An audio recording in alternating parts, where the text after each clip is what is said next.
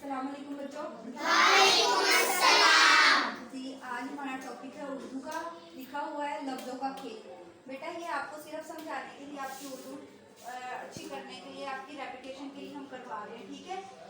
चलिए हम स्टार्ट करते हैं। मैंने यहाँ पे कुछ वर्ड लिखे हुए हैं पूरे, जिनको मैंने हाफ हाफ करके बॉक्सेस में लिखा हुआ, उसको आपने खुद ढूंढ के आपने उसको सर्कल करना है, ठीक है। आपने मुझे बताया है, मैं खुद ही सर्कल कर दूंगी क्योंकि इतना टाइम नहीं है कि आप आए और करें खुद। सबसे पहले फूल लिखा हुआ है मैंने यहाँ पे, उसको आपने बताना है कहाँ पे लिखा, फिर मैं सर्कल करूंगी। Stand up. कहाँ पे लिखा हुआ है, जल्दी बताएं।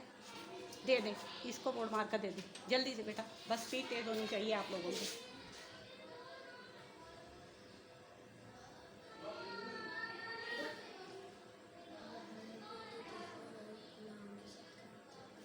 बेटा जल्दी।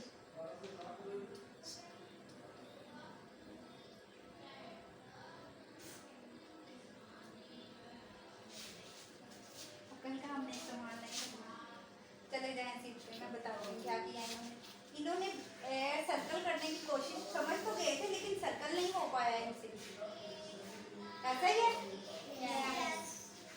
ये बताया इन्होंने, ठीक है, लेकिन इनसे सर्कल नहीं हुआ। फूल सही बन रहा है।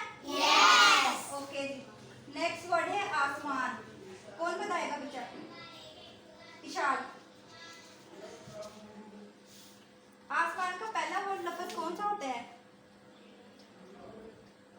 किससे स्टार्ट होता है? अली मद्दा से स्टार्ट होता है कि बे से?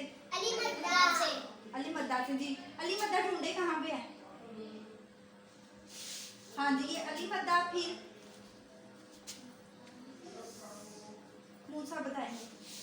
Seat down. जल्दी आ जाए, जल्दी। Bye bye.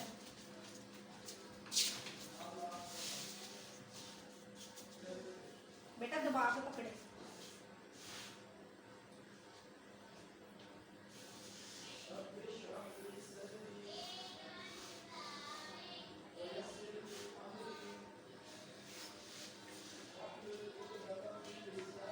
चल जाए, शाबाश।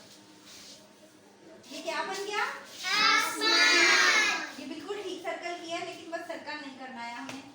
नेक्स्ट वर्ड है जी खूबसूरत। खूबसूरत कहाँ पे लिखा हुआ है?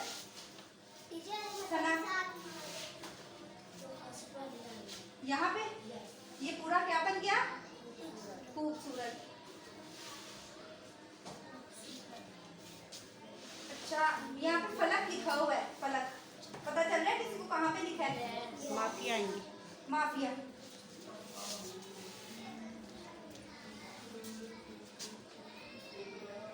Very good. बिल्कुल ही ऐसी स्पीड होनी चाहिए, फटाफट काम खत्म हो जाए। और लास्ट वर्ड कौन बताएगा क्या बन रहा है? मैंने नहीं बताना क्या लिखा हुआ है। अच्छा। इरहा आएंगी।